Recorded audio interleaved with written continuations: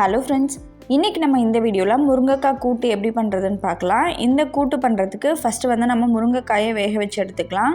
நான் வந்து இன்றைக்கி 2 ரெசிபி பண்ண போகிறேன். அதனால் 2க்கும் சேர்த்து மொத்தமாக ஒரு 7 முருங்கைக்காயை வேக வச்சு எடுக்கிறேன். நீங்கள் வந்து கூட்டு மட்டும்தான் பண்ணுறீங்க அப்படின்னா 2 அப்படி இல்லைன்னா 3 முருங்கைக்காயை இந்த மாதிரி நீளமாக கட் பண்ணி உங்களோட இட்லி பாத்திரத்தில் எவ்வளோ நீளம் பத்துமோ அந்த சைஸ்க்கு கட் பண்ணி போட்டு வேக வச்சுக்கோங்க. இதை வந்து ஒரு 10 நிமிஷம் வேக வச்சுக்கோங்க. இந்த முருங்கைக்காய் நல்லா ஆறின பிறகு அதை இந்த மாதிரி ஓப்பன் பண்ணிவிட்டு ஒரு ஸ்பூனை வச்சு அதில் இருக்க பல்ப்பை மட்டும் நம்ம தனியாக எடுத்துக்கலாம். இப்போ பார்த்திங்கன்னா நமக்கு இவ்வளோ பல்ப்பு கிடச்சிருக்கு. இதுலேருந்து ஒரு 1/4 அளவுக்கு தான் எடுத்து நான் கூட்டு வந்து ரெடி பண்ண போகிறேன். அடுத்ததாக நம்ம பாசிப்பருப்பை வேக வச்சுக்கலாம். 2 டேபிள் ஸ்பூன் பாசிப்பருப்பை ஒரு 2 நிமிஷம் நல்லா வறுத்துக்கோங்க. அப்புறம் அதை வந்து நல்லா கழுவிட்டு அதை வந்து ஒரு விசில் விட்டு வேக வச்சு எடுத்து வச்சுக்கோங்க. பாசிப்பருப்புக்கு பதிலாக நம்ம கடலைப்பருப்பு கூட இந்த கூட்டுக்கு வந்து ஆட் பண்ணிக்கலாம்.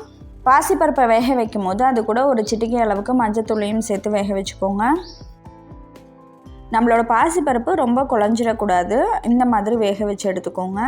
நான் வந்து இன்றைக்கி ஒரு சின்ன தேங்காயில் பாதி மூடி அளவுக்கு தேங்காயை இந்த மாதிரி துருவி எடுத்து வச்சுருக்கேன். அதை வந்து ஒரு பிளெண்டரில் சேர்த்துக்கோங்க.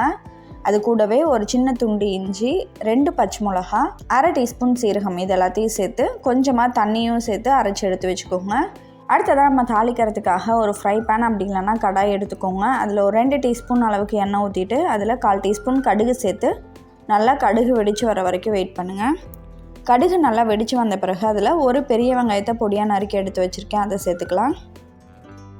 இது கூடவே 2 வரமிளகா, ஒரு கொத்து கருவேப்பிலை, 1/4 டீஸ்பூன் பெருங்காயம் சேர்த்து இது எல்லாத்தையும் நம்ம ஒன்றா வதக்கிக்கலாம்.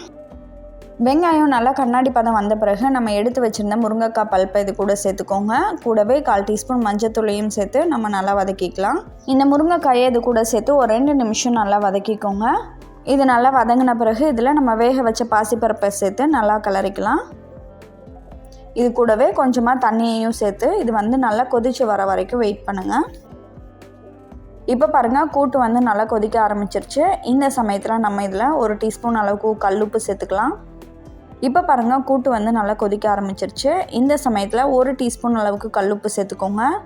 நம்ம அரைச்சி வச்சுருந்த தேங்காய் பேஸ்ட்டையும் இது கூட சேர்த்து நல்லா ஒரு 5 நிமிஷம் கொதிக்க வச்சு நம்ம வந்து இதை இறக்கிடலாம். இந்த ஃப்ரை பேன் பார்த்திங்கன்னா அகாரோ பிராண்ட்லேருந்து தான். இதோட சைஸ் வந்து 24 சென்டிமீட்டர். இதோட கெப்பாசிட்டி வந்து 1.1 லிட்டர். இந்த ஃப்ரை பேனோட லிங்க் வந்து நான் டிஸ்கிரிப்ஷனில் கொடுத்துருக்கேன், வேணும்னா செக் பண்ணிக்கோங்க. இப்போ பாருங்கள், நம்மளோட கூட்டு வந்து ரெடி ஆகிடுச்சு. லாஸ்ட்டாக அடுப்பை ஆஃப் பண்ணிவிட்டு இதில் வந்து ஒரு கொத்து கருவேப்பிலையில் 1 டீஸ்பூன் அளவுக்கு தேங்காய் எண்ணெயும் சேர்த்து நம்ம நல்லா கலந்து விட்டு இதை இறக்கிடலாம்.